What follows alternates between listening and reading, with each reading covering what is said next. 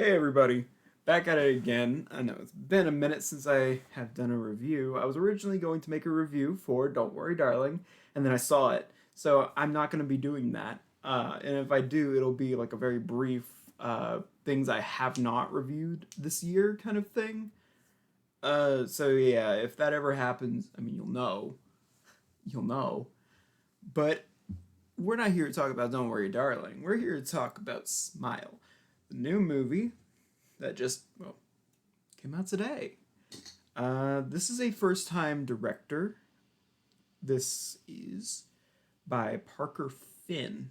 Well, it's not like his first movie he's ever made, but this is his first like big screen directorial debut. He's done two little short films, The Hide Behind and Laura Hasn't Slept, which is what our movie here is based off of. So let's go a little bit over who's starring. We got Sosie Bacon. I hope that's how you pronounce her name. Kyle Gallner, Caitlin Stacey, and Jessie T. Usher. So fairly unknown cast here, which I find interesting personally. Oh, Kyle Gallner, he's been in other things. Whoopsie. But anyways, this is why we check things first. So this movie is directed by Parker Finn and written by Parker Finn as well. So before I even start my personal review with this, I'm going to give a fair warning to anybody watching this that you should know going in that if you have, epilepsy, I have some recommendations. Number one, if you go see the movie, once we're getting to the title card, which you'll know because they'll say Paramount Pictures presents, and then the screen will go to black. Look away, look away, because when that title comes up, it is flashy, and it hurt my eyes, so I know it's gonna hurt somebody that has epilepsy. Option two is just avoid the movie and wait till it comes out to like stream or something, so you can skip past that part. But I don't know why they went with that, but they did. So on to the actual review. This is going to be spoiler free for the most part because this is one of those movies that it's like you already know this story. You do. Like, this is an example of a generic story that's done in a way that is entertaining still. Like, we've seen this movie before in The Ring, The Grudge, um, really any curse type film. You've seen this movie before because the plot line is very familiar in that regard. This is just an example of execution being key. And boy, was this executed really well. Um, for the most part, I had no problems with much of any of the acting. Um, there's only like one scene that I had any issue with. Um,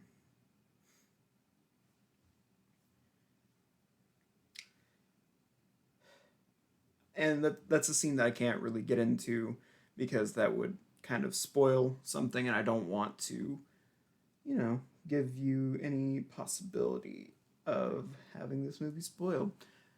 So I will say, acting is good for the most part, barring like one scene.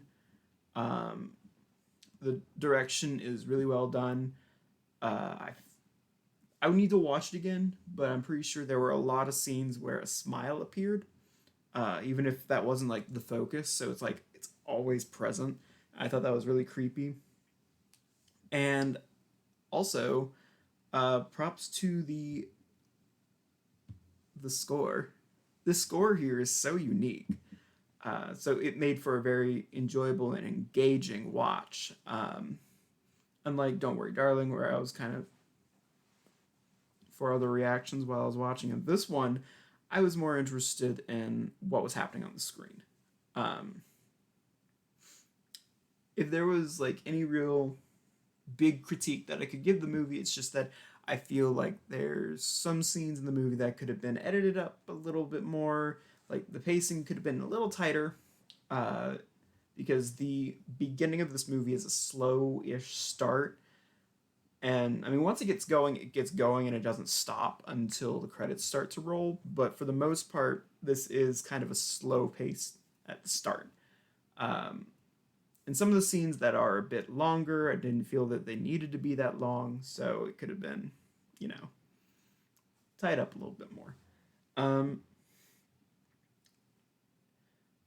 and there's another thing that I wanted to talk about, and that was that I felt that this was a very interesting film on handling mental health and how that ties into trauma, because our main character has some trauma of her own that she's having to deal with, and then there's also trauma that's caused throughout the movie that it's very interesting because this whatever can be seen as like, I'm not going to talk about that entity at all.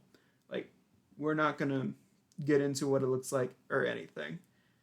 Um, but like with the symbolism, I felt that this movie was interesting because it's like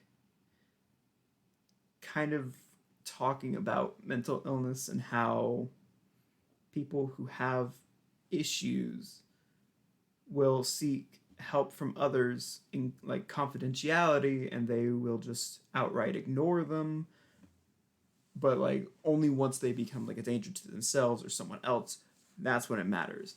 I thought that subtle messaging was very good because I don't see that specific type done much. Like, we do a lot of talk about gaslighting and such, but we don't talk about how everybody's talking about mental health until we have somebody that does suffer from mental health issues that's calling out for help, and nobody is willing to help until it's a bit too late. And this entity could resemble, like, for example, I don't want to say specifically depression, but I think it's more of like intrusive thoughts or suicidal thoughts. And it's kind of unique in that regard. Granted, this is just my interpretation of the film and what this entity is. So, I mean, that doesn't have to be for what everybody else sees. You could really just see this as a curse movie and move on with your day. But that is my interpretation of what the movie is trying to say, and I think that it does it really well, and it never once demonizes mental illness, which I'm so grateful for. It just demonizes intrusive thoughts, which is different from like a person who has mental illness. And I am very appreciative that this movie took mental illness seriously and didn't use that as like the scare. Like, that's not what we're doing here. What we're doing is we're using a real, true, horrifying thing like intrusive thoughts and playing into how that harms people. So that is my interpretation on that. Again, none of this is a spoiler. You could probably figure this from the trailers. So yeah, other than that, I don't have anything to say that's not spoiler related, and I don't even want to talk about spoilers for this movie. I would rather you just go see it. So that's going to be my rating for this movie. This is a go see it. If you can see it in theaters, go see it in theaters. If you can't see it in theaters, I strongly recommend watching it on streaming or checking it out when it hits Redbox or just buying it outright when it comes out. And again, if you have epilepsy, please be careful because that title card, it is very flashy. I don't know if I can stress this any much more, but please enter with caution. But that's the only bit of flashiness in the movie. It's just that title card. So I just do not know why they went with that. So that's going to be my review of Smile. I hope you enjoyed this review, and if you did, make sure to like, comment, subscribe, and share with your friends. And additionally, I made another video the other day when I was a bit what's bold, brave, stupid. I made another video that is my ranking of the MCU movies and some shows thus far, and it is the rant. The rant that I've talked about before that I had considered doing but never actually did. And I don't even know if I want to post that because I have seen what some people have said to others when they gave their MCU comments and criticisms. I mean, I might just do that, and I mean, if I do it, you'll see it, but that's already edited and ready to go. I just don't know if I want to release it, but if I figure I do, that will be up sometime either later today or tomorrow. And as I also will say at the end of that video, if it ever comes out, I'm gonna be doing the Twilight series go through finally. It's going to be part of my October stuff. Yes, I'm going to still do horror in October because that's when I thrive. That is when I thrive. But I feel that adding in other elements of horror, i.e. vampires, into the mix might help freshen things up, make it a bit more lively. So that's that. All right. You know how it is. You know how it is. Hope you have a good one. See you in the next one.